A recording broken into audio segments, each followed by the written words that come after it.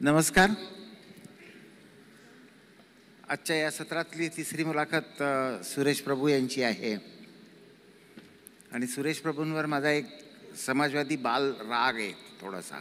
तो तेव्हाही मी त्यांना पहिल्या प्रेस कॉन्फरन्समध्ये बोलून दाखवला होता.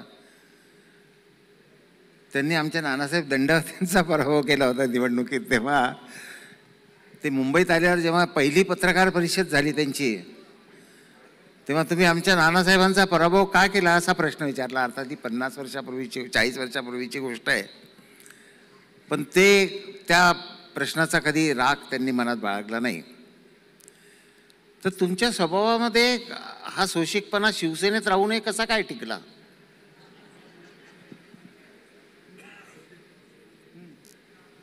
तुम्हाला एक म्हणजे त्याची थोडीशी स्वभाव कसा घडला सांगणं कठीण आहे आणि असं म्हणता स्वभावाला काय. पण नाना दंडवते हे यांच्याबद्दल आम्हाला खूप आदर होतो. म्हणजे बायको इथे बसली आहे, ते आमच्या घरी बऱ्याचदा जेवायला यायचे. मी देखील अनेक त्यांच्या कार्यक्रमात नेहमी जायचो. त्यांच्यावर असणारे अनेक बबन डिसूजा, सदानंद वर्दे वगैरे सगळी मंडळी जी होती, आपले भाई वैद्य सगळे, त्यांच्या सगळ्यांची खूप चांगला जवळचा संबंध.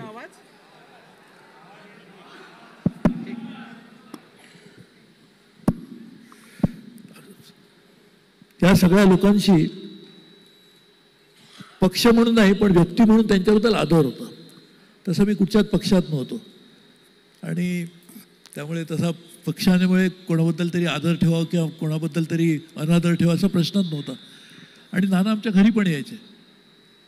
दुर्दैवाने मला त्यांच्याच विरुद्ध लोकसभेची पहिली निवडणूक लढावी लागली, ती शिवसेनेकडून, आणि ती पण शिवसेनेतून. ती म्हणजे बाळासाहेबांनी बोलवलं आणि सांगितलं उभा राहा. मी शिवसेनेतही नव्हतो खरं त्यावेळेला, मी कुठच्याच पक्षात नव्हतो. परंतु मजा सांगतो मी, नानांची मोठेपणा सांगतात माझ्यापेक्षा सांगण्याचं महत्त्वाचं. त्यावेळेला 1996च्या लोकसभेच्या निवडणुकीत नाना लोकसभेच्या निवडणुकीला त्याच्या आधी नाना 91पर्यंत 71 ते 91 5 निवडून आले होते. आणि त्यांचं कामच एवढं उत्तुंग होतं, व्यक्तिमत्व त्याच्यापेक्षा मोठं होतं. तर त्यांच्या विरुद्ध लढवायची म्हणून मनाला खरंच वाईट वाटलं होतं. त्यांनी कधी वैयक्तिक टीका केली नाही, मी प्रश्नच नव्हता. निकाल जेव्हा लागला तेव्हा काउंटिंग मॅन्युअली व्हायचं, EVMच्या काउंटिंग नव्हतं 96च्या निवडणुकीत. आणि पहिल्या काही राऊंड झाल्यानंतर, आणि त्यावेळेला तुम्हाला आठवत असेल त्या मतदारसंघाला राजापूर मतदारसंघ म्हणायचे. आणि का कोण जाणे, पण त्यावेळेला राजापूरचा निकाल सगळ्यात पहिल्यांदा यायचा. का मला माहीत नाही कसं काय ते व्हायचं ते, पण यायचं एवढं. एफिशियंट, कोकणातले लोक एफिशियंट आहेत. आणि त्या रेडिओवर सगळे लोक ऐकायचे. आणि नाना निवडून आली ही बातम्या ऐकण्यासाठी लोक थांबलेले असायचे. तर ते निवडणुकीच्या पहिल्या काही राऊंडचं काउंटिंग झाल्यानंतर लक्षात आलं की नाना आता निवडून येणं कठीण आहे. मी पुढे होतो. मी नानांना म्हटलं की आता रात्र बरीच झाली होती, कारण ते मॅन्युअली काउंटिंग लगेच निकाल वोटिंग झाल्यानंतर जाऊन चालू व्हायचं. म्हटलं नाना तुम्ही जाऊन आराम करा. नाही म्हणजे थांबणार. आता त्यांना मलाही कळत होतं की आता निवडून येणं कठीण आहे. ते शेवटपर्यंत थांबले. पहाटे 4-5 वाजता त्या रिटर्निंग ऑफिसरनी निकाल जाहीर केला. त्या रिटर्निंग ऑफिसरला त्यांनी विनंती केली, मला जरा तुमचा माईक 1 मिनटं द्या. आणि त्यांनी भाषण केलं. मला मगाचपणे सुरेश प्रभू सांगतात घरी जा. मी गेलो ना एवढ्यासाठी की मला सुरेश प्रभूंचं अभिनंदन जाहीरपणे सगळ्यांच्या समोर करायचं होतं म्हणून मी थांबलो. तर मी नानांना त्याच वेळेला, आणि वस्तुस्थिती सांगतो, मी निवडून आल्याचा आनंद होण्यापेक्षा नाना पडल्याचं दुःख मला जास्त झालं. आणि वस्तू अक्षरशः खऱ्या अर्थाने, कारण एवढा चांगला संसदपटू खऱ्या अर्थाने नानांचं, आणि त्याच्या आधी नाथपै म्हणा आणि मधु दंडवते म्हणा, त्यांनी लोकसभेचं स्थान, लोकसभेच्या संसदपटूचं स्थान एवढ्या उंचावर ठेवलं होतं की असा माणूस संसदेत नसणं ही लोकशाहीचं नुकसान होतं. याचं मला जास्त दुःख झालं. आणि अगदी मनापासून. त्यानंतर नाना जेव्हा भेटले तेव्हा मला म्हणाले, अरे तुला माहिती आहे काय, मला आश्चर्य वाटलं तू शिवसेनेतून निवडणूक लढवलीस म्हणून. माझी इच्छा होती की काही काळानंतर मी लढवणारच नव्हतो, तू माझ्यानंतर निवडणूक लढव ही माझी इच्छा होती. तर म्हटलं नाना माझी ते झालं दुर्दैवाने. पण एक प्रामाणिकपणे मान्य केलं पाहिजे की बॅरिस्टर नाथपाई असोत किंवा नानासाहेब दंडवते असोत, त्यांच्या त्या ज्या काही परंपरेला, सुसंस्कृतपणाच्या परंपरेला तुमच्या पूर्ण कारकिर्दीत कधी तडा केला नाही, हे प्रामाणिकपणे मान्यच करायला हवं. आणि म्हणजे राजापूर मतदारसंघाचं हे भाग्य की त्यांना 101 असे अत्यंत निस्पृह अभ्यासू असे संसदपटू त्या मतदारसंघानं दिले. पण आपण मराठी माणूस देशाचं सगळ्यात मोठं पद कधी भूषवणार असा जो प्रश्न येतो, तर मला आठवतं की 95-96 साली जेव्हा वाजपेयींचं 13 दिवसाचं सरकार गेलं आणि देवेगौडा पंतप्रधान झाले, त्यावेळेला मी दिल्लीमध्येच होतो, त्यामुळे मी ह्या सगळ्या गोष्टी फार जवळून बघितल्या होत्या. आणि जनता दलाचा पंतप्रधान होणार आणि कोण, तर लोकांची इच्छा होती जनता दलातल्या की VP सिंगांनी व्हावं, रामकृष्ण हेगडेंची इच्छा होती त्यांनी व्हावं, आणि बाकीच्या मंडळींची इच्छा रामकृष्ण हेगडेंना करायची नाही अशी होती. त्यांनी VP सिंग व्हावेत असं त्यांना वाटत होतं. आणि ते टाळण्यासाठी VP सिंग त्या दिवशी, ज्या दिवशी मीटिंग होती, दिवसभर दिल्लीमध्ये रिंग रोडवर फिरत होते. आणि त्या दिवशी मी नानांना भेटलो होतो. आणि नानांना आणि मला आणि आपल्या सगळ्यांनाच आपण हे मान्य करू की जर त्या निवडणुकीमध्ये मधु दंडवते निवडून आले असते तर देशाचे पंतप्रधान देवेगौडा नाही तर मधु दंडवते झाले असते. ही 100% खरी गोष्ट आहे. आणि तुम्हाला त्यावेळची आणखीन एक थोडीशी गोष्ट सांगतो. तरी सगळा निकाल त्या टीव्हीवर एवढे येत नसे, पण तरी देखील टीव्ही असायचंच तिकडे देखील.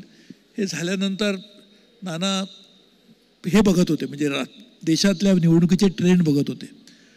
आणि त्यावेळेला मला आठवत आहे बबन डिसोजा की आणि कोण त्यांच्याबरोबर असताना बबन डिसोजा असतील बहुतेक, ते म्हणाले नाना बहुतेक आपलंच सरकार येणार, म्हणजे अटल बिहारीचे सरकार हे सगळ्यांनाच माहीत होतं की राहणार नाही. तर तुम्हाला नाना म्हणाले नाही मी निवडणूक भरलोय. मी राजू खांडेकरजी आता म्हणाले ते एवढं 100% खरं आहे की खरं म्हणजे दंडवते हे 100% आतापर्यंत दिल्लीला मराठी पंतप्रधान झाले आपण जे म्हणतो ते कदाचित देशातले पहिले मराठी पंतप्रधान हे नाना दंडवते झाले असते. आणि दुर्दैवाने त्याच्यामध्ये कोणाची आड माझ्या इथे आली, माझी मोठी घोडचूक झाली असं म्हणतो. आणि म्हणून मला वाटतं माझ्या न विसरणारं असं माझ्याकडून झालेलं एक चुकीची गोष्ट झाली असेल. नाही, आपण ना पत्ते जेव्हा खेळतात तर त्याच्यामध्ये ते झब्बूमध्ये असतो की 1 एक्का, तर मग समोरचा आमचा हा एक्का असं म्हणतो.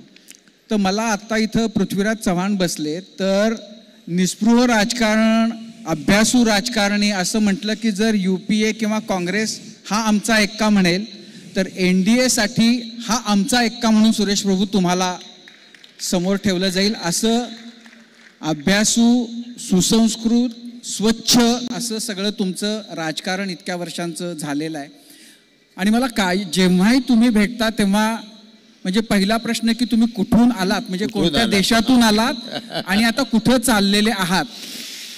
तर तुमच्या पासपोर्टाला किमान 500 पानांचा तुमचा पासपोर्ट असेल, इतके तुम्ही सतत फिरत असता. पण त्या सगळ्याकडं जाण्याच्या आधी तुमचं सगळं जे म्हणजे तुम्ही राजकारणात मुळामध्ये आलातच कसं, म्हणजे आता आम्ही कसे घडलो मध्ये की तुमच्यासारखा इतका सभ्य, सुसंस्कृत, मृदुभाषी असा माणूस राजकारणामध्ये, आणि तेही शिवसेनेसारख्या पक्षातून कसा काय तिथं ते झालं कसं? हा खूप 2 मिनिटं चालेल ना बोललं तर. हा एक खरोखरच एक इंटरेस्टिंग विषय आहे. माझी आणि उद्धव ठाकरे आणि राज ठाकरे दोघांची एक वैयक्तिक स्तरावर मैत्री होती, पण अशी खूप नाही पण चांगली मैत्री होती. एकदा मी आणि सांगितल्याप्रमाणे कुठे असंच परदेशी कार्यक्रमासाठी गेलो. मी 16 जागतिक संस्थांवर काम करायचो. तर राज ठाकरेंचा मला पहिल्यांदा फोन आला की इकडे बाळासाहेबांनी डंकेल करारावर, ते गॅट्समध्ये डंकेल म्हणून त्याच्या नव्या प्रपोजल नवीन आलं होतं, त्याच्यावर एक शिवसेनेच्या पदाधिकाऱ्यांसाठी एक सभा चेंबूरला आयोजित केली आहे. तिथे तू डंकेल याच्यावर बोल. म्हटलं माझा विनोद, मला वाटलं एक वेगळे चित्रकारच राज ठाकरे, म्हटलं विनोद करण्यासाठी सांगतो की काय. थोडं मी खरोखर गंभीरपणे सांगतो म्हणाला. मग तो उद्धवचा नंतर फोन आला थोड्याने. आणि त्या कार्यक्रमात मी मला सुद्धा ते जरा थोडंसं डायल्यूट करून काय कसं सांगावं वगैरे, पण झालं. त्या कार्यक्रमात नुकतीच छगन भुजबळ वगैरे मंडळी सगळी सोडून गेली होती आणि शिवसेनेमध्ये थोडीशी मरगळ म्हणता येईल. तर बाळासाहेबांना सगळ्यांना एक उत्तेजित करण्यासाठी त्यांनी तो घेतला होता. बाळासाहेबांनी भाषण केलं आणि त्याच्यानंतर माझं भाषण होतं. बाळासाहेब निघून जा म्हणजे मला तिथे प्रेशर होतं, कारण बाळासाहेबांचं भाषण ऐकायला मी राजकारणात नसलो तरी अनेकदा अटलजी बिहारी, जॉर्ज फर्नांडिस, आमचे बाळासाहेबांचे ऐकायला जायचो. तर म्हटलं ठीक आहे बाळासाहेब निघून जाणं म्हणजे हरकत नाही. तर बाळासाहेबांनी मला खाली बसले आणि म्हणाले मी तुझं भाषण ऐकतो, थांबतो. मी डोक्याला हात लावला, म्हटलं आता आणखीनच अडचण.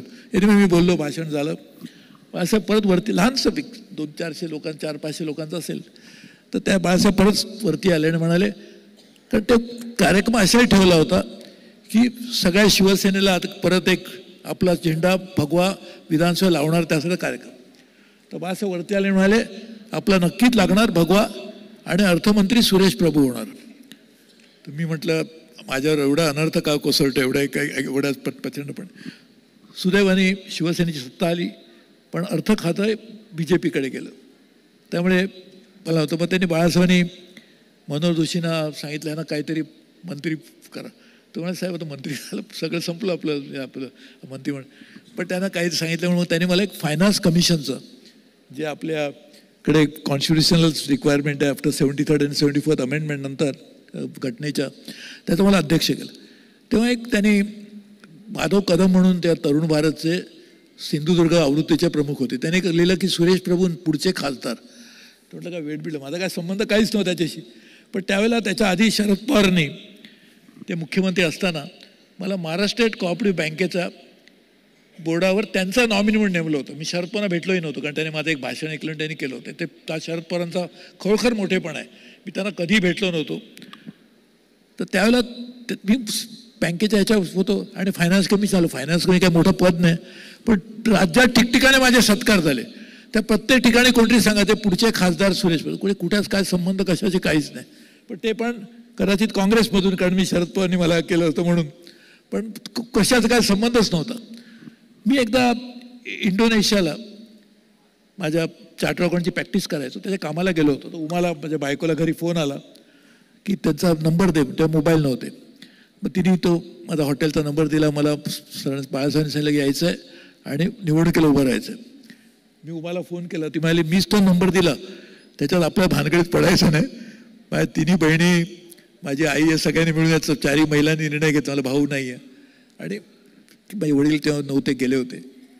तर नाही म्हणून. पण मग मी आलो, विचार केला, म्हटलं असं सगळ्यांनीच म्हणून कसं झालं. म्हणून मी आलो आणि मग बाळासाहेबांचा मोठेपण आहे.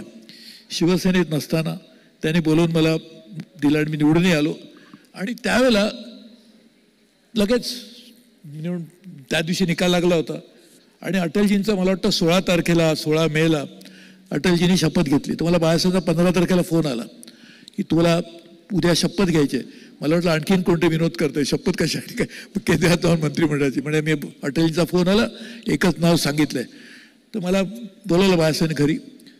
तर राजजी आणि त्याच्या आईने मला ओवाळलं वगैरे, तिकडे त्याच्या घरी केलं. तर राज म्हणाले बघ की 25-30 तिकीट आहेत जेट एअरवेची, त्यांना सगळ्यांना घेऊन जाऊ. म्हटलं 25-30 कोणाला घेऊन जाऊ. म्हणजे बायकोला. तर ती उमा तेव्हा टाइम्स ऑफ इंडियामध्ये काम करायची. तर मग ती तिकडून ट्रेनमधून जायची. म्हटलं ती येऊन ती ट्रेन मिळणं शक्यच नाही, फ्लाईट. मी एकटाच, पहिला एकच तिकीट एकच जातो आणि मी एकटाच गेलो. किरीट सोमय्या हे माझे जुने मित्र, तर त्यांना आम्हाला तिकडे घेऊन गेले. मग दुसऱ्या दिवशी उमा सकाळी पोचली, तर आम्हाला घेऊन गेले राष्ट्रपती भवनात. तर त्यांनी सांगितलं कोण आहे, पास किती, पास नव्हता आमच्याकडे. तर त्यांनी नाव वाचले. तर म्हणजे इनका नाम आहे. ते सगळे म्हणजे जे एक्झिस्टिंग मंत्र्यांची नावं होती. तर किरीट त्यांना म्हणाला बा इनको तो निकालने के लिए हम अंदर जाना चाहते हैं. तर ते म्हणाले तुमचं नाव नाही, तुम्हाला पास मिळणार नाही. मग त्या किरीटनेच काहीतरी धावपळ करून आम्हाला तिकीट आणि आयत्याला गेलो आतमध्ये आम्ही आणि शपथविधी झाला. पण हा खरोखरच बाळासाहेब ठाकरेंचा मोठेपण आहे. अगदी स्पष्टपणे सांगतो की त्यांना काही संबंध नसताना आणि त्यांनी मला बोलावलं, मंत्री केलं. आणि त्यानंतर मी बाळासाहेबांना 2-3दा सांगितलं मला मंत्री पुन्हा करू नका. पण ते प्रत्येक वेळेला जेव्हा अटलजी जेव्हा 3 वेळा शपथ घेतली 3 वेळा त्यांच्यावर शपथ घेतली. म्हणजे पूर्णपणे बाळासाहेब ठाकरेंचा, उद्धव ठाकरेंचा किंवा राज ठाकरेंचा मोठेपणा. तर तुम्ही खूप धाडशी आहात. किरीट सोमय्या तुमचे मित्र वगैरे आहेत, म्हणजे किरीट माझाही मित्र आहे. किरीट सोमय्यांशी मैत्री असतं म्हणजे तुमच्यातला धाडस मोठा आहे म्हटलं. कुठे? किरीट सोमय्या तुमचे मित्र आहेत म्हणजे तुम्ही धाडसी आहात असं. किरीट सोमय्या खरंच धाडशी आहे. त्याची पार्श्वभूमी अशी आहे, किरीट हा खारला राहायचा, नंतर तो मुलुंडला आमदार होण्यासाठी मुलुंडला राहायला गेला आणि मी खारचा राहणार. इमर्जन्सीमध्ये आम्ही अँटी इमर्जन्सी खूप काम केलं होतं. मी खूप असं नाही म्हणणार, पण काम केलं होतं. मी तेव्हा CA करत होतो, पण तरी देखील आम्ही राहते. CA किरीट पण CA आहे, पण तो माझ्यापेक्षा वयाने 1-2 वर्ष लहान असणार. आणि आम्ही तेव्हा काम करायचो. तो किरीट हा खरोखरच धाडशी आणि त्यांनी खरोखरच खूप, आता बाकी तो सध्या ते काही विचार असू शकतात, पण तो खरोखरच त्याने त्यावेळेला भाजपचा मुंबईचा अध्यक्ष होता. म्हणजे ज्यावेळेला अटलजींचं नाव जाहीर झालं की अडवाणींनी सांगितलं की हे आमच्या इंडियाचे पंतप्रधान पदाचे कॅन्डिडेट, महाधिवेशन झालं होतं महालक्ष्मीला, त्याचा अध्यक्ष त्याला किरीट होता. म्हणजे किरीट धाडशी आणि कर्तबगार पण आहे अनेक दृष्टीने. गमतीने मिळालं. पण म्हणजे एकूण तुमची सगळी राजकीय कारकीर्दही बघितली तर असं लक्षात येतं आणि ते खरं तर अविश्वसनीय आहे की चांगुलपणाच्या आणि अभ्यासूपणाच्या जोरावर महाराष्ट्राचं राजकारण गेली 40-50 वर्ष ज्यांच्या भोवती फिरत राहिलं, असे शरद पवार आणि बाळासाहेब ठाकरे या 2 मोठ्या नेत्यांचा तुम्ही खूप वयानं लहान असताना त्यांनी तुमच्यावर विश्वास दाखवला. कोणतीही राजकीय पार्श्वभूमी नसताना राजकीय जबाबदाऱ्या दिल्या. पण मुळामध्ये म्हणजे तुमच्या कुटुंबाचा तर राजकारणाशी दूरपर्यंत काही संबंध नाही. ह्या मंडळींच्या जवळ खूप लहान वयामध्ये तुम्हाला म्हणजे त्यांच्यावर तुमच्या अभ्यासूपणाचा प्रभाव कसा पडला आणि त्याच्याच बरोबर म्हणजे तुमचं लहान असताना राजकारणात आपण पुढं कधीतरी जावं किंवा आपण जाऊ असा काही कधी मनामध्ये विचार आला होता की तुम्हाला म्हणजे तुम्हाला पुढं जाऊन मोठं झाल्यावर व्हायचं काय होतं? मी चार्टर्ड अकाउंटंट झालो ते पण माझ्या वडिलांमुळे. म्हणजे मला वडील CA नव्हते, पण त्यांनी मला सांगितलं तू CA कर. मला वकील व्हायचं होतं. आणि त्यावेळेला हे सगळे मोठ्या नाथपै देखील किंवा नानी पालखीवाला हे फंडामेंटल राईट्सवर त्यांची रोजगार भाषणं, मला ते खूप प्रभावित व्हायचं. तर वडील एकदा मला म्हणाले, हे सगळे वकील तू बघतोस ते चांगलंच आहे. त्यांचं ऑफिस बॅलेट इस्टेटला होतं, ते माझंही ऑफिस होतं. तर एकदा ते तिकडे एका ट्रायल कोर्टच्या बाहेर घेऊन गेले. तिकडे वकील भांडत होते एकमेकाला अशील पकडण्यासाठी. तर वकिलांचं असं पण असतं, तर तू CA कर आणि मग काय तर वकिली पण कर. म्हणून मी CA झालो. म्हणजे मला व्हायचं होतं वकील, पण मी झालो चार्टर्ड अकाउंटंट. समाजात करण्यात इंटरेस्ट होता, पण राजकारणात आवड खूप होती. सगळ्या नेत्यांची भाषणं वाचायचो, ऐकायला जायचो, पण राजकारणात ॲक्टिव्ह असा नव्हतो. शरद पवारांचं मी तुम्हाला बाळासाहेब सांगितलं त्याचं कसं थोडक्यात झालं, पण शरद पवारांची गोष्ट सांगतो. शंकरराव कोल्हे हे महाराष्ट्र राज्याचे सहकार मंत्री होते आणि त्यावेळेला मी सारस्वत बँकेचा चेअरमन होतो. मी 31-32 वर्षी चेअरमन झालो आणि आता सुद्धा मी वयाने जास्त असून थोडासा कमी वाटतो, तर त्यावेळेला आणखीन कमी वाटायचो. तर त्यांनी शरद पवारांनी सगळ्या साखर कारखान्यांच्या मॅनेजिंग डायरेक्टर सगळ्यांचं एक संमेलन दत्त शिरोळ कारखान्यामध्ये, ते सारे पाटील त्याचे चेअरमन होते, नरसोबाच्या वाडीला तिकडे घेतलं. आणि त्यावेळेला मला त्यांनी शंकरराव कोल्हे सांगितलं तू बोल, साखर कार्यक्रम. म्हटलं माझा काय संबंध काय, नाही तू भाषण कर. आता एक सहकार मंत्री सांगताय त्यांना नाही कसं म्हणणार, म्हणून मी भाषण केलं. शरद पवार सगळे असे आपल्या भारतीय बैठकीप्रमाणे लोढाला बसून बसले होते आणि अनेक लोक त्यांच्या कानाला येऊन काहीतरी बोलत होते. मी बोलत असताना लक्षात आलं की शरद पवारने त्यांना सांगितलं आणि मला ऐकत होते. मी निघून गेलो. मी स्टेजवर पण नव्हतो, माझं भाषण झालं, मी खाली आलो, निघून गेलो. त्यानंतर शरद पवारांचा मोठेपणा, त्यांनी त्यांचं महाराष्ट्र स्टेट कोऑपरेटिव्ह बँकेत त्यांचा नॉमिनी म्हणून नेमलं. आणि माझे मित्र पृथ्वीराजी तुम्हाला सांगतील की त्यावेळेला सहकारी महाराष्ट्र स्टेट कोऑपरेटिव्ह बँकमध्ये प्रति सरकार असायचं. म्हणजे कलपण्णा आवडे होते, रत्नाप्पा कुंभार, सगळी मंडळी त्याच्या बोर्डावर असायची. तर त्यामुळे ह्या शरद पवारांचा मोठेपणा की त्याच वेळेला Maharashtra state finance tourism development कॉर्पोरेशनचं पण मला केलं होतं. आता ह्या खरं सांगायचं तर मला राजकारणाचा संबंध नव्हता, पण राजकारणात आवड होती. राजकारण कसं चालतंय मी पाहत होतो कुठून तरी, आणि वाचन होतंच, वाचत मी सतत असायचो. तुमचंही वाचतो, यांचंही वाचतो, त्या वाचन हे नेहमी असायचंच.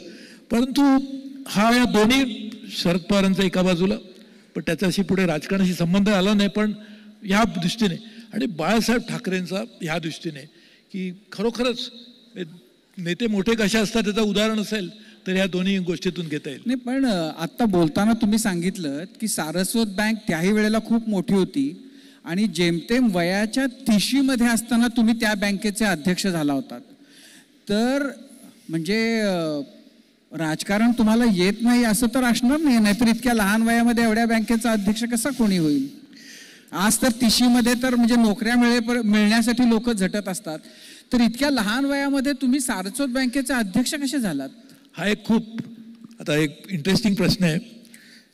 असं झालं की रवींद्र पाटकर हे क्रिकेटवरचे किस्से वगैरे नेहमी लिहायचे. माधव मंत्री अध्यक्ष होते रवींद्र पाटकर सारस्वत बँकेत, ते खारलाच राहायचे, मी राहतो तिथे.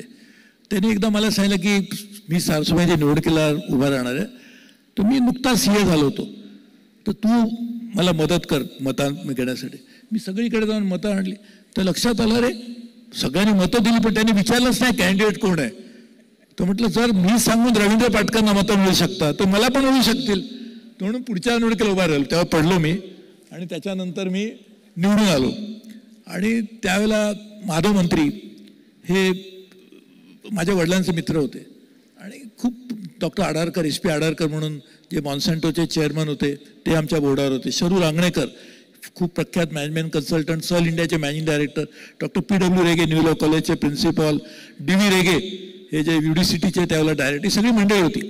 ह्या सगळ्या मंडळींना का कोण जाणे असं वाटलं की ह्याला आपल्या पॅनलमध्ये घेतलं पाहिजे, म्हणून मला त्यांनी त्यांच्या पॅनलमध्ये घेतलं. आणि कोऑपरेटिव्हमध्ये पॅनल ह्याला महत्त्व असतं, पण मला खूप जास्त मतं मिळून मी त्याला निवडून आलो.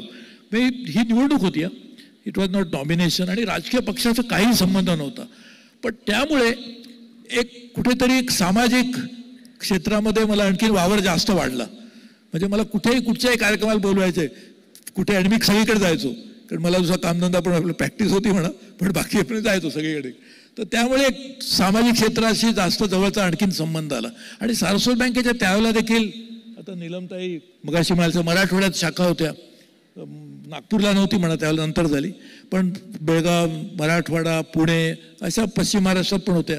त्यामुळे ठिकठिकाणी जाणं फिरणं व्हायचं. मी तेव्हा उमा नेहमी म्हणायची लग्न झाल्यानंतर मला त्यावेळेला महाराष्ट्रातल्या अनेक शहरांची नावं पहिल्यांदा कळली, कारण तू तिकडे जात असतोस म्हणून. तर अशा ठिकाणी प्रवास होता. पण हा एक खरोखरच योगायोग आहे की मी सारस्वत बँकेचा चेअरमन कसा झालो आणि नंतर ती बँक सुदैवाने खूप चांगली मोठी झाली. खरं तर राजकारणामध्ये अनेक मंत्री असे असतात आणि अनेक राजकारणी असे असतात की त्यांच्याबद्दलचं काही म्हणजे छोट्या मोठ्या भानगडी झाल्या, काही झालं की हे कधी यांना हाकलतात, ह्यांचे कधी राजीनामे मागितले जातात, राजीनामे वर्तमानपत्रातून अग्रलेख लिहिले जातात. मी माझ्या आत्तापर्यंतच्या जी काही पत्रकारिता केली गेल्या 30-35 वर्षामध्ये मला एकमेव उदाहरण माहिती आहे की ज्या आपण त्याला म्हणूया लहरीपणातून किंवा ज्या एका वेगळ्या विचारातून बाळासाहेबांनी तुम्हाला खासदार केलं, केंद्रात मंत्री केलं, त्याच लहरीपणातून त्यांनी तुम्हाला मंत्रिपदावरून तुम्हाला वगळावं असं अटल बिहारी वाजपेयींना सांगितलं. आणि भारतातल्या यच्चयावत वर्तमानपत्राच्या अग्रलेखांमधून की त्याच्याबद्दलची हळहळ व्यक्त केली गेली. आणि माझ्या मते असं भाग्य की एखादा मंत्री राजीनामा देतोय आणि लोक हळहळ, आणि समाजच नाही फक्त वर्तमानपत्रातून सुद्धा हळहळ व्यक्त होते. वाजपेयींनाही त्यावेळेला त्याचं फार दुःख झालं होतं. तर हा प्रसंग जेव्हा घडला तेव्हा आता आम्ही कसे असे घडलो, तर ह्याचा परिणाम तुमच्या घडण्यामध्ये नंतरच्या तुमच्या व्यक्तिमत्वावर नक्कीच झाला असेल. तर हे जेव्हा की आपल्याला का वगळलं जातंय असा विचार तुम्हाला फार अस्वस्थ करणारा, त्रास देऊन जाणारा झाला असेल, तुम्ही तो कसा घेतलात? नाही, हे आता मी त्याची पार्श्वभूमी सांगत नाही, पण एक गोष्ट सांगतो. हे तुम्ही म्हटल्याप्रमाणे अटलजींनी जवळजवळ 2 आठवडे तो राजीनामा स्वीकारला. त्याची एक थोडक्यात गोष्ट सांगतो. बाळासाहेबांनी सांगितल्यानंतर लगेच मी अटलजींकडे गेलो आणि राजीनामा दिला. तर दुपारचा 1 वाजला होता. त्यांच्या PSने मला विचारलं, मला सांग काय कशाला भेटायचं एवढ्या अर्जंटली, कारण मला PM विचारणार. म्हटलं मी तुला सांगू नाही शकत. तर म्हटलं माझी पंचायत सांग काय, तर मी काहीच नाही, मला भेटायचंच आहे. तर गेलो तर 1 वाजला होता. दुपारच्या त्या सुमाराला. तर मी एक पत्र काढून अटलजींच्या हातात दिलं, मी क्या आहे, तर इस्तीफा आहे. तर त्यांनी बेल मारली आणि त्यांच्या पिऊनला सांगितलं की कारण दुपारचा 1 वाजला होता, सूप घेऊन ये म्हणून. तर मी त्यांना म्हटलं sir I am in the soup आणि you are giving me soup. तर ते म्हणाले नाही ते पत्र ते परत घेऊन जा, तुझ्याशी काय संबंध नाही. हे सगळं झाल्यानंतर अटलजींनी स्वीकारलं नाही. तुम्ही म्हटल्याप्रमाणे अनेक वर्तमानपत्रात त्याच्यावर खूप हे झालं. बाळासाहेबांचं एक दुसरी एक मजा, त्याच्यानंतर मला मी कोणाला भेटलोच नाही त्या काळात. बाळासाहेब मला तो पण स्वीकारला नव्हता आणि राजीनामा दिला होता ह्या मधल्या काळात. बाळासाहेब मला माहीत नव्हतं की तुम्ही एवढं काम केलं कारण हे सगळ्या तुमचं काम आता मला कळतं, तुम्ही कधी सांगत नव्हतात. आणि शिवाय अटलजींचं तुमच्यावर एवढं मला माहीत नव्हतं कारण माझं सरकार हे सरकार शिवसेनेच्या पाठिंब्यावर आहे, तरी देखील त्यांनी तुझा राजीनामा स्वीकारला नाही. तर तू राहा म्हणते. म्हटलं नाही असं आता मी राहत नाही, कारण तुम्ही सांगितलं तुमचा निर्णय, तुम्ही मंत्री केला ते विचारलं नाही का केलं, राजीनामा दिला ते मी विचारणं अगदी चुकीचं आहे का सांगितलं. तर ठीक आहे, that is your decision, I agree with आणि मी आय ऑनर इट. तर ते बाळासाहेबांनी मला त्यांचा भ्रम आहे, त्यांनी मला सांगितलं तू राहा. परिणाम नक्कीच झाला मनावर. मी असं विचार केला की आता आपण परत प्रॅक्टिसच्या मागे जाऊन चार्ट अकाउंटचं जे करत होते करूया. पण त्यांनी मला परत एकदा बाळासाहेब सांगितलं की तू आणखी तुम्ही एकटी उभा राहायला निवडूनही आलो. पण त्याचा परिणाम नक्कीच झाला की आपल्याला किती अनसर्टन्टी ऑफ पॉलिटिक्स, मी राजकारणात किती अनसर्टन्टी असते त्याचं एक ज्वलंत उदाहरण आहे. तुम्ही आणि मगाशी म्हटल्याप्रमाणे एक अर्ध्या तासापूर्वी केंद्रामध्ये पॉवर मिनिस्टर होतो आणि अर्ध्या तासानंतर पॉवर मिनिस्टर गेलो. तर म्हणजे पॉवरही गेली आणि मिनिस्टरही गेलो, दोन्ही गेलो. तर ते एवढ्या कमी वेळात का होऊ शकतं, एवढी अनसर्टन्टी पॉलिटिक्स. किंवा मी जेव्हा पहिल्यांदा निवडून आलो त्यावेळेस असंच झालं, मी इंडोनेशियात होतो आणि मी एकदम खासदार झालो आणि मंत्री झालो. म्हणजे पॉलिटिक्समध्ये अनसर्टन्टी किती असते ह्याचं एक चांगलं उदाहरण मला त्यावेळेला, ज्वलंत उदाहरण माझ्या स्वतःच्या जीवनामध्ये अनुभवता आलं. नाही पण नंतर तोपर्यंत तुमची CA ची प्रॅक्टिस तुम्ही थांबवलेली होती. हो, मंत्रिपद गेलेलं होतं.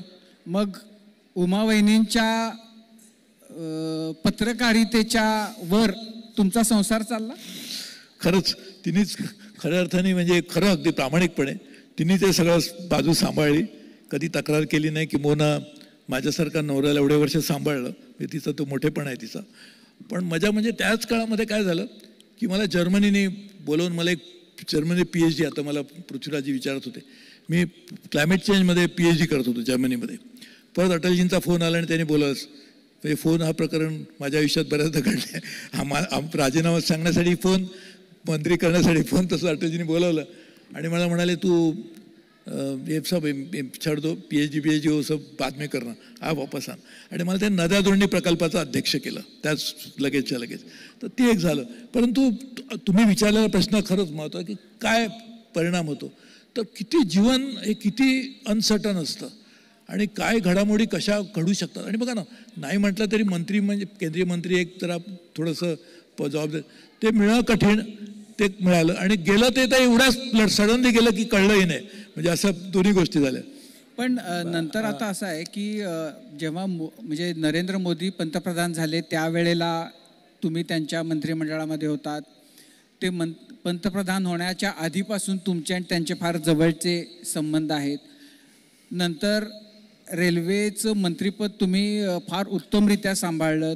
म्हणजे त्यावेळेचा मला आठवतो काळ की लोक की ट्रेननं प्रवास करतोय आणि आम्हाला बाळाबरोबर सोबत छोटं बाळ आहे आणि त्याला दूध नाही आहे असा ट्विट केला की पुढच्या स्टेशनला कोणीतरी दूध घेऊन यायचं. आणि इतकं रेल्वे खात्यामध्ये जी कार्यक्षमतेचं काय म्हणू आपण परमोच्च बिंदू म्हणता येईल असं ते गाठला गेला होता. पण नंतर अपघात झाला आणि तुम्ही मंत्रिपदाचा राजीनामा दिलात. तुम्ही राजीनामा दिल्यानं अपघात होण्याचं काही थांबत नाही आहे आणि तुमच्यानंतर कोणी त्यानंतर राजीनामा देण्याचा विचारही करताना दिसत नाही आहे. पण मग तुम्हाला असा राजीनामा द्यावा असं का वाटलं? अपघात तर होत असतात, शेवटी इतकी मोठी यंत्रणा रेल्वेची आहे. आणि त्यावेळचा म्हणजे त्या राजीनाम्यातनं तुम्ही काय शिकलात किंवा त्या राजीनाम्यानं तुम्हाला काय दिलं? नाही, खरं म्हणजे हा एक कठीण निर्णय होता. कारण तुम्ही मला ते अगदी योग्य आहे की, आणि मोदीजींनी मला हा प्रश्न विचारला, मी जेव्हा त्यांच्याकडे राजीनामा घेऊन गेलो त्यांनी मला तो परत दिला. तो एक निराळा प्रश्न आहे. परंतु त्यावेळेला हा होता की राजीनामा द्यावं की देऊ नये हे होतं. प्रश्न असा आला की मला असं वाटायचं की कुठेतरी एखादा माणूस अपघातात मरतो ह्याला मी कुठेतरी जबाबदार आहे असं कुठेतरी वाटायचं. चुकीचं असेल कदाचित. आणि उमा इथे खरं सांगेल तुम्हाला, आम्ही जेवणही करत नव्हतो. त्या दिवशी जेवण जायचं नाही आम्हाला, 1-2 तरी दिवस नक्कीच जेवण शक्यच नव्हतं. जेवण असं एवढं कुठेतरी असं वाटायचं की काहीतरी चुकीचं आपल्या हातून घडलं किंवा मी थांबवू शकलो नाही, असं दोन्ही वाटायचं. आणि म्हणून मग जेव्हा शेवटी असं वाटलं तर आपण कमीत कमी at least list I can do, की कमीत कमी थांबवू तर शकत नाही आहे, तर कमीत कमी मी तरी बाजूला होतो. तर मोदींनी मला हाच प्रश्न विचारला त्यावेळेला. त्यांनी तो स्वीकारला नाही माझा राजीनामा. उलट त्यांनी मला सांगितलं की तू जा आणि सोशल मीडियात, कारण तुझे एवढे फॉलोअर्स आहेत, आणि प्रेस कॉन्फरन्स घेऊन सांग की तू दिला होतास आणि मी स्वीकारला नाही. तर मी ते प्रेस कॉन्फरन्स नाही केली, पण ट्विटरवर मी ते टाकलं होतं. आणि मोदीजींनी नंतर काही काळ लगेच काही दिवसातच मंत्रिमंडळात बदल करून मला कॉमर्स इंडस्ट्री केलं. आणि नंतर एकदा फोन करून सांगितलं की तू एक ट्रान्सपोर्ट सोडलं होतंस तर म्हणून तुला आता एव्हिएशन मंत्री करतो, म्हणून ते पण केलं. पण राजीनामा देऊ की देऊ नये हा एक खरोखर एक प्रश्न आहे, कारण राजीनामा देऊन काय अपघात थांबत नाहीत. At the same time moral कुठेतरी असं मला वाटलं, म्हणजे माझी कदाचित चूक असेल ती, माझा विकनेसही असू शकतो, की मला असं वाटलं की आपण जबाबदारी घेतली पाहिजे आणि म्हणून ते मी सोडलं. कदाचित चुकीचं असेल, मी त्याला किंवा दुसऱ्याने कोणी राजीनामा दिला नाही म्हणजे त्यांचंही चुकीचं असं मी म्हणत नाही. फक्त मला असं वैयक्तिक, that was purely personal decision, की आपण I owe it to others, की मी स्वतःच घेतलं म्हणून दिला होता. तुम्ही भाजपत न जाता भाजपचे मंत्री झालात, शिवसेनेचे अधिकृत सदस्य न होता शिवसेनेचे मंत्री झालात केंद्रामध्ये. हे कसं काय जमवलं तुम्ही? हे बघा, तुम्हाला आता यांनी सांगितल्याप्रमाणे मोदी साहेबांचे आणि माझे संबंध जवळजवळ 1998 सालापासूनचे होते. त्यांची माणी ते मुख्यमंत्री झाल्यानंतर देखील रेग्युलरली त्यांची आमची चर्चा वगैरे पण होत असे. मी 2014ची लोकसभा निवडणूक लढवलीच नव्हती आणि त्यानंतर मोदीजींनी मला त्यांच्या पंतप्रधानांच्या कार्यालयात कॅबिनेट मिनिस्टरचा रँक देऊन मी तिकडे बसत होतो आणि तेव्हा पण मी G20 G7 वगैरे पण पाहत होतो. नंतर त्यांनी मला रेल्वे मंत्री करायचं ठरवलं, तेव्हा खासदार होणं आवश्यक होतं. त्यांनी मला विचारलं की तू शिवसेनेत आहे, म्हटलं मी शिवसेनेत आहे, आमच्या नीलमताई पण उपनेत्या, तर मी त्या उपनेताच होतो. तर त्यांनी असा एक निरोप पाठवला होता की त्याला तुम्ही शिवसेनेतूनच हे करा, आम्ही त्याला मंत्री करतो. त्याला महाराष्ट्रामध्ये सरकार शिवसेना आणि भाजपचं झालं नव्हतं, नोव्हेंबर 2014ची गोष्ट, त्यामुळे ते झालं नाही. परंतु हे खरं म्हणजे हा पण मोदीजींचा खूप मोठेपणा आहे की त्यांना माहिती होतं की मी शिवसेनेत आहे आणि म्हणून त्यांनी शिवसेनेतून माझं नाव देव असं ते त्यांनी सुचवलं. म्हणजे हा मोदीजींचा खरोखरच मोठेपणा आहे. म्हणजे त्यावेळेला शिवसेनेचे आपल्या भाजपचे लोकसभा आणि राज्यसभा मिळून 2014ला 350 तरी खासदार होतेच होते. म्हणजे त्यांना मला आणून मंत्री काढून, आणि मी काय जात पात धर्माच्या दृष्टीने किंवा इतर कोणत्याही दृष्टीने असं काय हे नव्हतं. पण हा खरोखरच नरेंद्र मोदींचा मोठेपणा. माझं सुदैव बाळासाहेब ठाकरे म्हणा, शरद पवार म्हणा, जॉर्ज फर्नांडिस म्हणा, अडवाणीजी म्हणा, किंवा आता नरेंद्र मोदी, अटल बिहारी वाजपेयी, हे खरोखरच किती मोठे आहेत ह्याची उदाहरण द्यायचं झालं तर मी समोर बसलो की माझ्या अतिशय लहान माणसाला त्या लोकांनी अनावश्यक एवढा मोठेपणा दिला. हा त्यांचा मोठेपणा किती आहे दाखवण्याचं हे दर्शक आहे. बाय द वे, मग सध्या तुम्ही आहात कोणत्या पक्षात? मी भाजपमध्येच आहे. म्हणजे मी पक्ष, पण मी ॲक्च्युली काय झालं, मी दुर्दैवाने मला असं वाटलं होतं की एकदा मंत्रिपद गेलं की सगळं कमी होईल, तर मंत्री असण्यापेक्षा मी जास्त सध्या बिझी आहे. हो, तुमचे मी रोज दररोजचे कार्यक्रम जवळजवळ बघतो मी. कुठे ना कुठेतरी यांनी सांगितलं, पण देशात परदेशात किंवा देशात तर ठिकठिकाणी राज्यात कुठे ना कुठेतरी कार्यक्रमाला जातच असतो. शिवाय मी म्हणजे कुठे आहे म्हणण्यापेक्षा तर ते सर सांगणं कठीण आहे, कारण प्रत्येकाला प्रश्न पडतो मी प्रत्यक्ष कुठे आहे ते सांगणं कठीण आहे. आत्ताच कुंभाला जाऊन आलो काल, त्यामुळे खरं इथल्या प्रश्नाला थोडं तरी उत्तर मिळेल असं वाटतं. पण मी हे सगळ्या गोष्टी करतो. शिवाय मी एका विद्यापीठाचा चान्सलर आहे. लंडन स्कूल ऑफ इकॉनॉमिक्समध्ये मी व्हिजिटिंग प्रोफेसर आहे आणि जवळजवळ 16 जागतिक पूर्वी पण होतो, ते आता संस्थांच्याशी मी निगडीत आहे. त्यामुळे अशा अनेक संस्थांशी आणि कामाशी निगडीत काम करत असतो. पण मी असं खूप ॲक्टिव्ह राजकारणात आहे, पण मी भाजपमध्येच आहे. आणि नीलमताईंनी सांगितलं की मरेपर्यंत, आता नीलमताई खूप तरुण आहेत त्यामुळे त्यांना बरेच वर्ष अजून वेळ व्हावं लागेल, मी त्यांच्यापेक्षा मोठा आहे, त्यामुळे मी भाजपमध्येच आहे आणि भाजपमध्येच राहणार. नाही, पण आजच्या या मुलाखतीचं एक फार महत्त्वाचं कॉन्ट्रीब्युशन माझ्या बाबतीमध्ये घडलं की नरेंद्र मोदी मोठे आहेत हे मला कळलं कुठलं तरी प्रकारे. हां, तुम्ही ऐकलात ना? हां, ते काय म्हणले ते तुम्ही ऐकलत ना का, मनोहर जोशींना जसं सोयीचं ऐकू यायचं नाही, गैरसोयीचं. ऍक्च्युली मी असं म्हणालो, पुन्हा रिपीट करतो प्रवीणजी, की खरं नरेंद्र सांगतो. मोदींना ते मोठे मनाने मोठे आहेत, नरेंद्र मोदी हे मनाने मोठे आहेत असं म्हणणारं कुणीतरी मला भेटलंय, या कार्यक्रमाचं फार मोठं यश आहे. नाही, पण हे बघा, तुम्हाला अगदी प्रामाणिकपणे सांगतो, अगदी प्रामाणिकपणे, राजकारण बाजूला राहून द्या.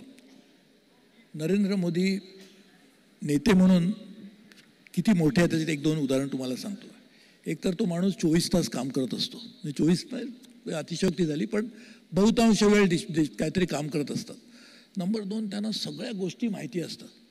म्हणजे आश्चर्य आहे. म्हणजे आज देशातल्या सगळ्या मंत्रिमंडळाची माहिती असणे एक गोष्ट झाली, पण देशात काय काय चालतं ते विविध क्षेत्रातल्या अनेक मंडळींना सातत्याने भेटतात. म्हणजे आर्टिफिशियल इंटेलिजन्समध्ये काय चाललं आहे ह्यासाठी ते माहिती घेण्यासाठी लोकांना भेटतात. शिवाय राजकीय नेता म्हणून तुम्ही बघितलं तर आज देशातल्या सगळ्या ठिकाणी जाऊन प्रचार करत असतात. रोज नवीन नवीन इनोव्हेटिव्ह काही ना काहीतरी गोष्टी करतात. म्हणजे खरोखरच मी अगदी ऑब्जेक्टिव्हली तुम्हाला सांगतो की Narendra Modi is one of the greatest leaders of modern times. ठीक आहे, आता तुम्ही म्हणता तर मी विश्वास ठेवतो. तर आपली म्हणजे हे गप्पांचं जे सत्र होतं ते आता या निमित्तानं म्हणजे आता थांबवताना, सध्या तुम्ही सांगितलं की तुम्ही एका विद्यापीठाचे कुलपती आहात लंडन स्कूल ऑफ इकॉनॉमिक्समध्ये. आणखीन सध्या तुमचं काय काय सुरू आहे ते एकदा तुम्ही जर सांगितलं, कुठं जात असता सतत या देशात त्या देशात कशासाठी ते सांगितलं तर आपण त्या पॉईंटवर हा कार्यक्रम संपूया.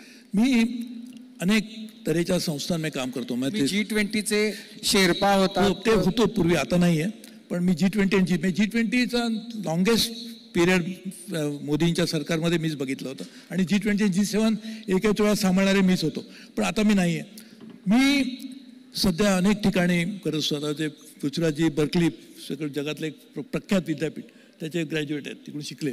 त्याच्या बाजूला स्टॅनफोर्ड युनिव्हर्सिटी आहे कॅलिफोर्नियात. तिथे मी आता मला परत आणि भाषणाला बोल. मी पाणी, पर्यावरण, climate change, economy, governance, transportation अशा अनेक विषय, मी चार्टर अकाउंट असल्यामुळे त्याच्याही संबंधित विषय, फायनान्स वगैरे, हे अनेक ह्याच्या बाबतीत मी जगातल्या अनेक संस्थांशी संबंधित आहे. आणि असे काहीतरी गैरसमज आहे की मला काहीतरी कळतं म्हणते लोक, मला उगीच आपलं मिसइन्फॉर्मेशनच्या आधार मला बोलवत असतात भाषण करायला. मी जात असतो आणि त्यांनाही बोर करत असतो, जसं आता बऱ्याच वेळापासून तुम्हाला बोर करतो. या टप्प्यावर इतका विनयीपणा, पण आता ठीक आहे ना, तुमचा मोठेपणा आम्हाला मान्य आहे. तुम्ही इतकं त्यासाठी काही कळत नसताना वगैरे असं खरंच काही आता गरज नाहीये. तुमचा अभ्यासूपणा, तुमचं वेगवेगळ्या विषयांमधलं ज्ञान, आणि मी हे खूप ठिकाणी सांगितले की म्हणजे इतक्या वर्षाच्या पत्रकारितेमध्ये 2 माणसं अशी आहेत, आणि कुणाला असं वाटेल की आज ती समोर आहेत म्हणून मी हे बोलतोय, पण मी हे कायम सांगत आलेलो आहे की 2 माणसं अशी आहेत की ज्यांच्याशी आपण जगातल्या कोणत्याही विषयावर जर बोलायला गेलो तर त्यांच्याकडून त्या विषयातलं लेटेस्ट काय आहे ते आपल्याला समजतं. त्यापैकी एक तुम्ही आहात आणि दुसरे पृथ्वीराज चव्हाण आहेत. सॉरी, तुम्हाला मी माझे मित्र एकदा होते म्हणून त्यांना पहिल्या नावाने हाक मारतो, तसेच मी त्यांना बोलतो म्हणून. पण मी तुम्हाला अगदी प्रामाणिकपणे सांगतो, कारण सांगतो. एक तर ना, तुम्ही जेवढ्या जास्त लोकांना निर्णय क्षेत्रातलं भेटता, तुम्हाला एकाच क्षेत्राची निराळी बाजू कळते. म्हणजे उदाहरणार्थ एनर्जी हा विषय घेतला तर एनर्जीवर सांगणारे अनेक लोक आहेत, पण ते एकांगाने बोलत असतात की हेच असंच, आता न्यूक्लिअर एनर्जी पाहिजे, न्यूक्लिअर एनर्जीवालेच त्याचे सपोर्टर सांगणार, त्याचे विरोधक ते बोलणार. पण तुम्ही त्याच्या संबंधित इतर विश्वित लोकांशी भेटता, त्यामुळे तुम्हाला खूप निराळे अंग कळतात. माझा एकच ॲडव्हान्टेज सगळ्यात जास्त विविध विषयावर माहिती असण्याचा हाच आहे की मी ठिकठिकाणी फिरत असल्यामुळे निर्णय क्षेत्रात लोक भेटतात, त्यांच्याकडून शिकता येतं. म्हणजे आपल्याला शिकण्यासाठी आपल्याकडे पूर्वीसुद्धा म्हणायचे केल्याने देशात आपण फिरायला पाहिजे. त्याचा खरोखरच फायदा हा काय असतोय मी स्वतः अनुभवलेला, आणि त्याचाच जास्त फायदा. आणि एकाच गोष्ट, आता उदाहरणार्थ बघा ना, मी एका थिंक टँकचा मी फाउंडर आहे. त्याचं नाव आहे council for energy, environment and water, CW. आज त्याच्या जवळजवळ 400 रिसर्चर काम करतात. आता मी त्याचं नाव देण्याचं कारणच होतं की एन्व्हायरमेंटवर काम होतं, एनर्जीवर पण होतं, पण पाण्यावर पण होतं, पण तिघांचं एकत्रित कोणच बघत नाही. किंबहुना तिन्ही गोष्टी एकत्र आल्याशिवाय प्रश्नच सुटणार नाही. आणि म्हणून ती संस्था, तर हे जे एकाच विषयाचे निर्णायक कंगोरे जे आहेत त्यावर विविध लोकांनी वादलेले विचार ऐकल्यामुळे कदाचित ते होत असेल. पण त्याचं श्रेय देखील प्रामाणिकपणे सांगतो, याच्यात मोठेपण अजिबात नाही. इट गोज टू लोकांना वेगवेगळ्या भेटल्या. आता तुम्ही माझ्याशी काय काय सांगत विचारत होतात त्यावेळी मला देखील त्याचा फायदा निश्चितपणे कुठेतरी झाला असेल, सबकॉन्शियसली लक्षात येत नाही, तर ते पण निश्चितपणे झालं असेल. पण आय एम व्हेरी इम्प्रेस. तुमच्याकडून आणखीन खूप उत्तम काम तुम्ही आजपर्यंत केलेलं आहे, करत आहात, करत राहाल. त्यासाठी आमच्या सगळ्यांच्या वतीनं खूप शुभेच्छा. धन्यवाद. धन्यवाद. खूप खूप धन्यवाद. राजेश नेहमीप्रमाणे सॉरी मला ना खरंच ऐकायचं प्रॉब्लेम आहे का, माझा सर्जरी झाली होती. सॉरी तुमचं काय चुकलं. धन्यवाद. धन्यवाद सर. अतिशय दिलखुलास अशी ही मुलाखत. सर्वच प्रमुख अतिथीगणांचे आणि मान्यवरांचे मी मनापासून आभार मानते आणि हा कार्यक्रम इथेच संपन्न झाला असं जाहीर करते. धन्यवाद.